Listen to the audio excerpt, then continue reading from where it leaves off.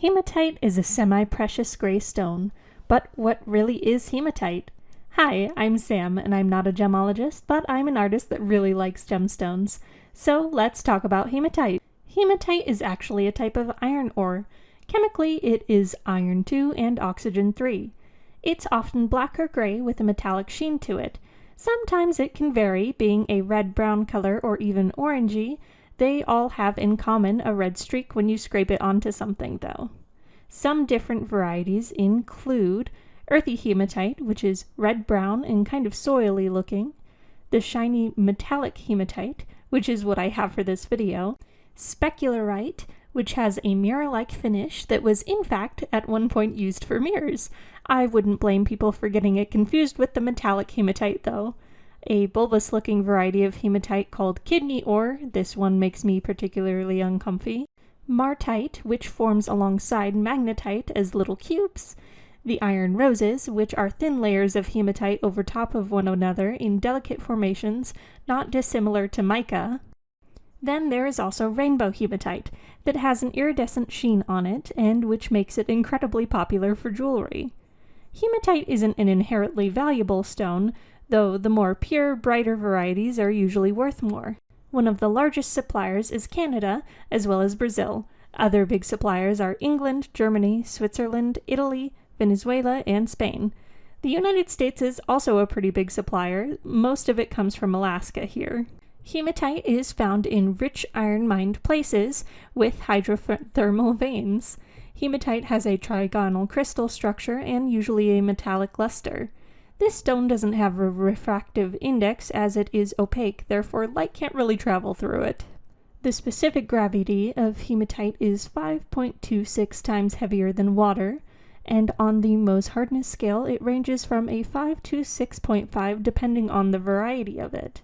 They are quite brittle stones and they're pretty easy to break, though I did have a little bit of trouble actually breaking them for this art piece, but that's probably how weak I am, more so than how brittle the stone is. When it breaks, it has either an uneven breakage or subconchoidal fractures, which is similar to conchoidal but significantly less curved. Hematite that I've seen used for jewelry is usually cut into faceted cabochons or carved into intaglios. It can also be ground into a rouge to polish other things or even a paint pigment, which is kind of what I did here with the painting that you'll see later on. Hinting to that, hematite was actually some of the pigments used in cave paintings of the past and possibly even used as war paint as well.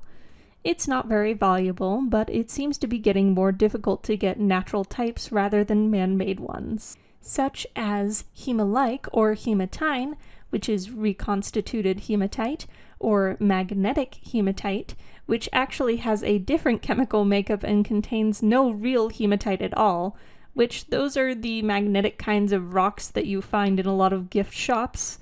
But yeah, they're just not real hematite. The naming history of it gets a little bit messy at some points. So hematite, not to be confused with heliotrope, which is bloodstone, is also named after blood.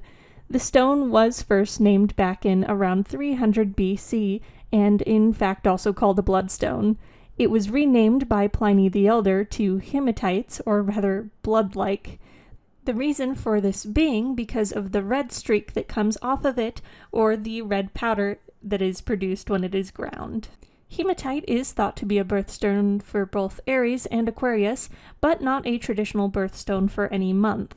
The magnetic hematite is often used as a healing solution when worn as bracelets for, say, arthritis because of its magnetic properties.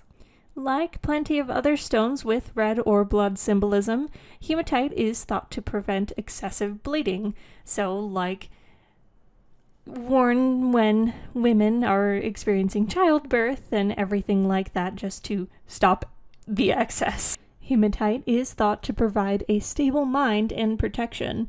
It's associated with the root chakra and is thought to help in manifesting confidence and reflecting negative thoughts as well with its metallic luster. There is a warning that goes along with this, as if you have negative thoughts while doing it yourself, it could reflect back into it and worsen them. So if you believe in that, I suggest you be careful, I suppose. Here is another fun and kind of spooky fact that also gave me inspiration, but I didn't end up using it. Magicians would wear hematite engraved with bat-like imagery because they believed it would strengthen their spells. How cool is that? If only we had real magicians and crystals actually worked like that. So, as you can see by the painting here, really I'm just inspired by the cave painting aspect of it. Everything here I've done is just kind of simple, a little cave explorer. I mixed up some of my own paint to paint the animals to include some kind of chunks of hematite in it, though admittedly I did a little bit too much. You don't really see much of this kind of adventurer lady, but I'm kind of imagining her as this kind like rugged grandma, and just thinking about her like that, I love her so much doing that, and it really inspires me really to make another piece where you kind of see more of her personality with all of that.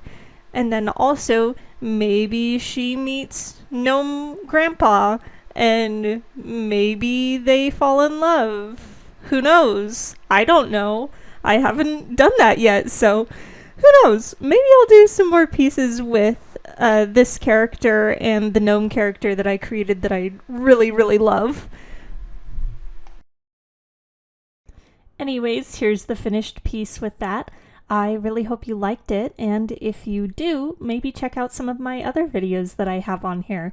They're a little bit longer than this one. Thanks so much for watching, and have a great day, y'all!